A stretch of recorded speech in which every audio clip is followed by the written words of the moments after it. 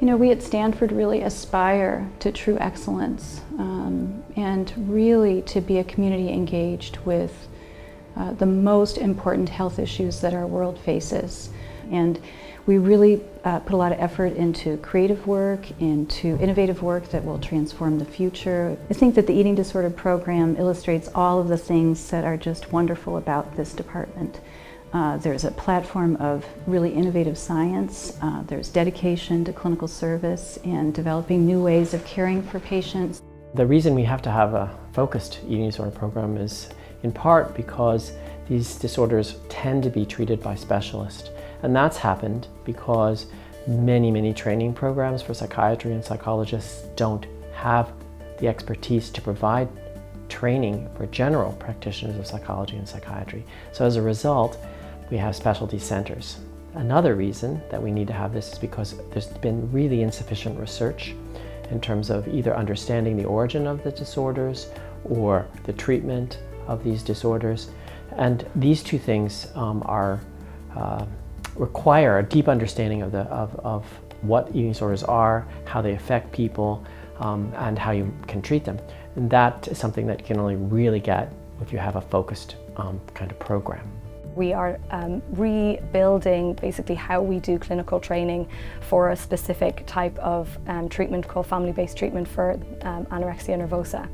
And that's really exciting because we developed it at the same time that an innovation in online learning had occurred, that is massive open online courses. And we were able to use that learning and methodology to really restructure how clinicians learn this treatment and develop a very rich learning experience.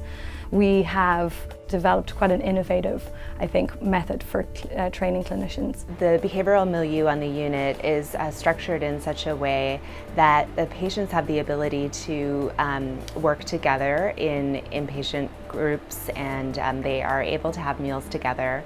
But overall, we're very family focused, and so we encourage parents and siblings to be here as much as they're able to. We encourage family meals, and we really work together with the family rather than keeping the parents apart from the treatment process.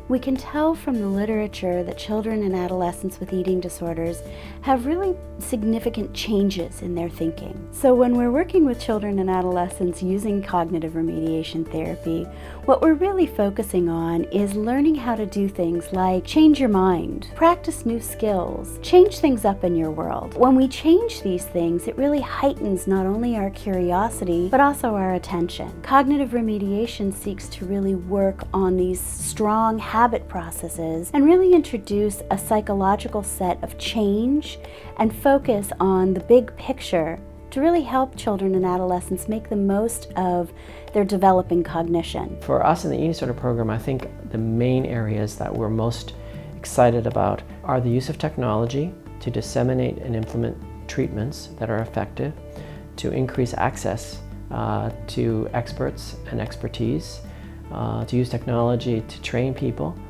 so that expert treatments are no longer relegated just to a few centers, and that patients and their families can get the help they need. And then I think the other main area has to do with neuroscience, and that neuroscience is fundamentally related to how the brain of a person with an eating disorder, when they're developing the symptoms, while they have them, and after they've recovered, how they differ or don't differ from people who don't have eating disorders, really trying to understand this brain basis for the risk for and treatment response to eating disorders.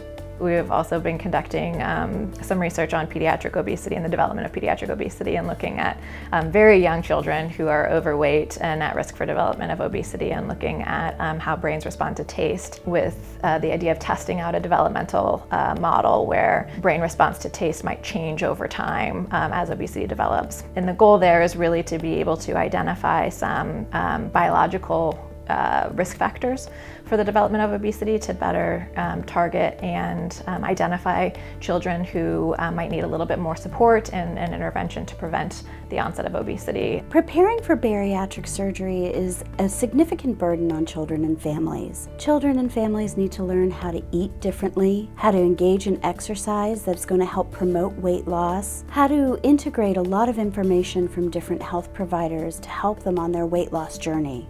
So I would say that eating disorders have been neglected scientifically throughout the world. It's wonderful that this has been a priority of our department for really decades.